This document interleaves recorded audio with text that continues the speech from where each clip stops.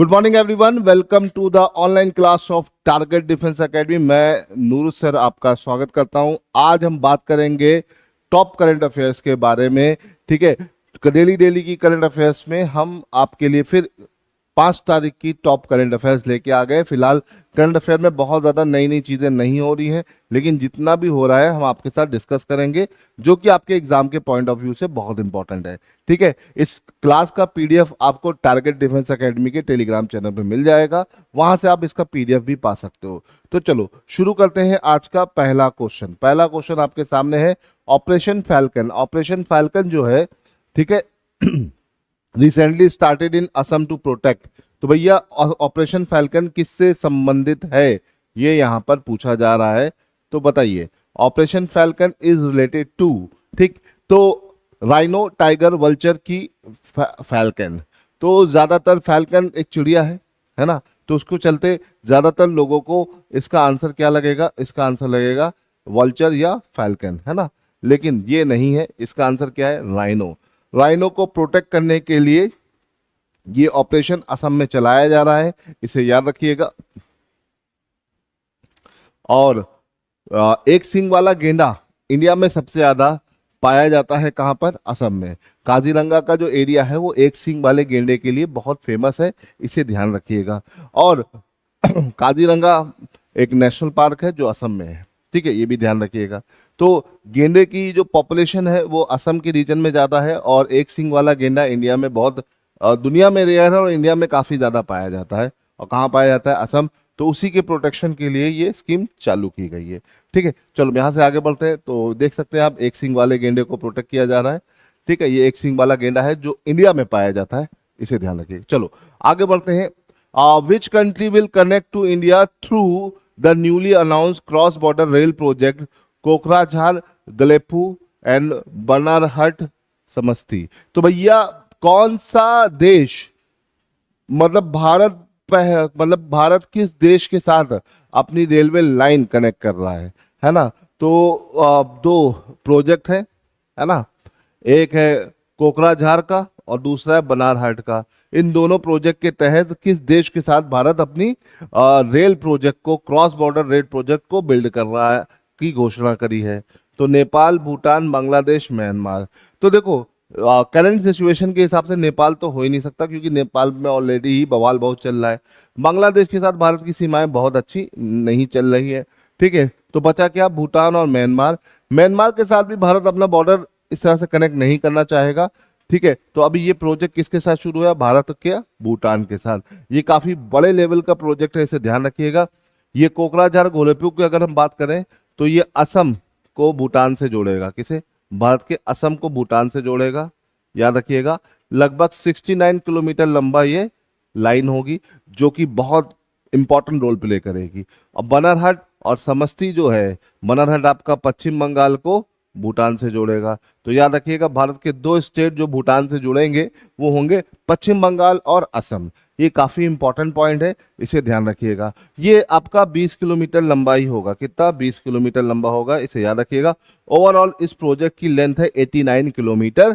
ठीक है, और दो शहर को जोड़ेगा, कहाँ के, सिक्किम के गोलेपे, है ना, और समस्ते, याद रखिएगा। इन दो शहरों से जुड़ेगा, है ना। और आपका एक असम और दूसरा पश्चिम बंगाल का राज्य। तो ये एक इंपॉर्टेंट पॉइंट है, इसे ध्यान रखिएगा। चलिए यहाँ से आगे बढ़ते हैं, अगले क्वेश्चन की तरफ चलते हैं। हाँ, ये देखो प्रोजेक्ट आप देख सकते हैं। ठीक है, ये आपका असम से है और दूसरा आपका यहाँ से नीचे से आपका वेस्ट बंगाल से है। तो भूटान से ये जुड़ेगा, और इसके जुड़ने के साथ ही हमारा भूटान के साथ संबंध अच्छा होगा, और चाइना पे हमारी पकड़ थोड़ी सी बेहतर हो जाएगी। चलिए, where has India launched its first integrative oncology research and care center combining Ayurveda, yoga and modern cancer care? तो oncology is the study of cancer. Cancer को स्टडी करने को हम क्या बोलते हैं, ऑन्कोलॉजी, है ना। कर्क रोग हिंदी में बोलते हैं। तो भैया पहला आयुर्वेदिक सेंटर कहाँ पे स्टैब्लिश हुआ है, ऑन्कोलॉजी रिसर्च का, केरला, गोवा, कर्नाटका, महाराष्ट्र। तो ऑल इंडिया इंस्टीट्यूट, ठीक है, all India institute of Ayurveda है ना, all India institute of Ayurveda जो कि गोवा में है, वहां पे इसको इनिशिएट किया गया है। तो इसे याद रखिएगा, इसका आंसर क्या हो जाएगा बेटा, गोवा हो जाएगा। गोवा में ये चीजें शुरू की गई हैं, इसे आपको ध्यान रखना पड़ेगा। ठीक है, चलो अब यहाँ से आगे बढ़ते हैं। अगर ठीक है, इसको इंस्टीट्यूट को शुरू किया गया, आप देख सकते हैं गोवा में। ठीक, चलो what was the India's ranking in sustainable development goal.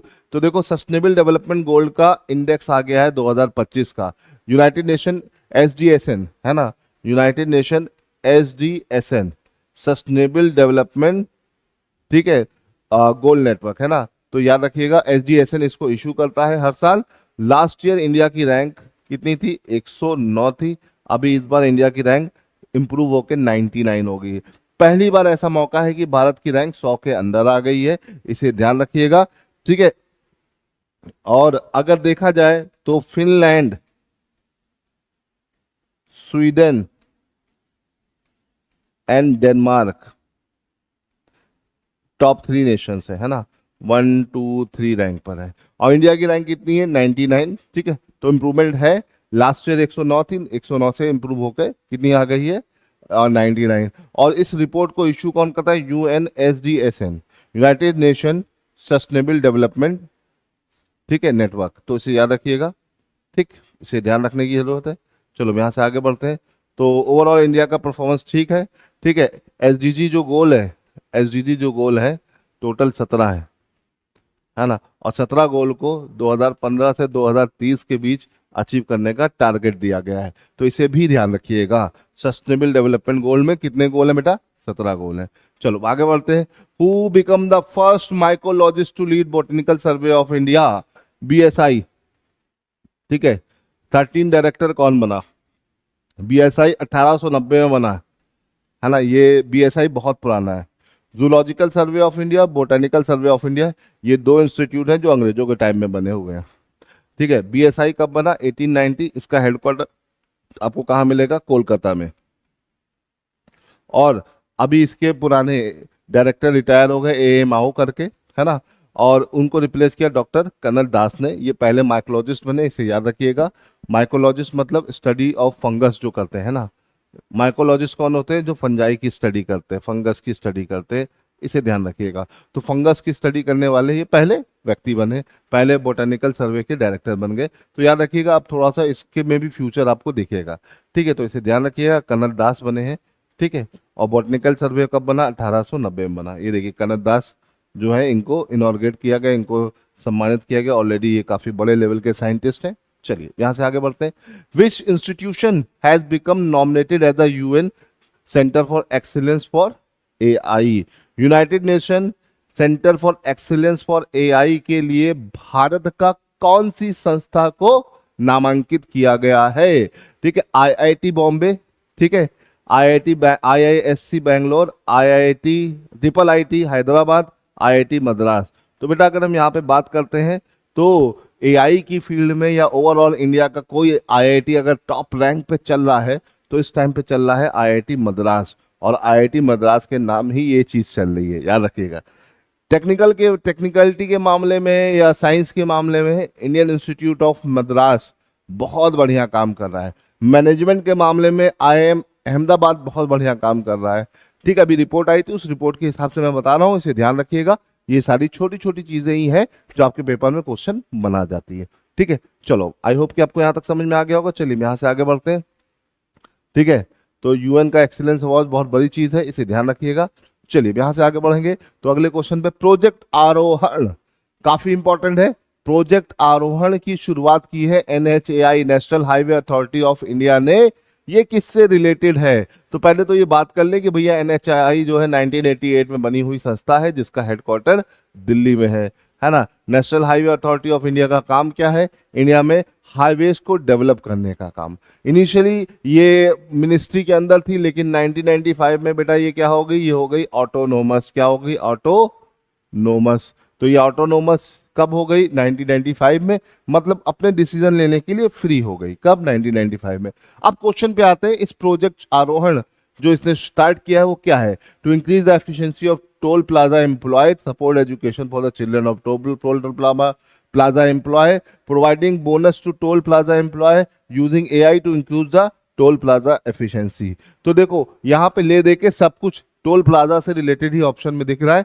Normal ये प्रोजेक्ट आरोहण जो है national highway authority of India में ने शुरू किया है अपने एम्प्लॉयज़ के लिए। किसके लिए? एम्प्लॉयज़ के लिए, ताकि उनके बच्चों की एजुकेशन अच्छी हो सके, क्योंकि यहाँ पे बहुत सारे एम्प्लॉयज़ अटैच हैं और 4th ग्रेड के एम्प्लॉय ज़्यादा हैं, तो उनकी बच्चों की एजुकेशन को और बेहतर करने के लिए ये प्रोजेक्ट आरोहण शुरू किया गया है।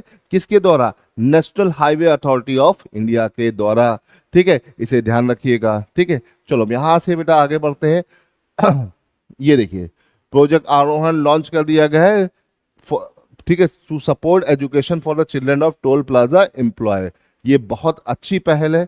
ठीक है, यहाँ पर जो एम्प्लॉयज होते हैं ये वहाँ के लोकलाइट्स होते हैं और छोटे छोटे गाँव से होते हैं, क्योंकि टोल प्लाजा आपके शहर के अंदर नहीं होता है, शहर के बाहर होता है, और वहाँ पे ऑपरेट करने के लिए भी लोग जो होते हैं वो वहीं के आसपास के ज़्यादातर अपॉइंट होते हैं।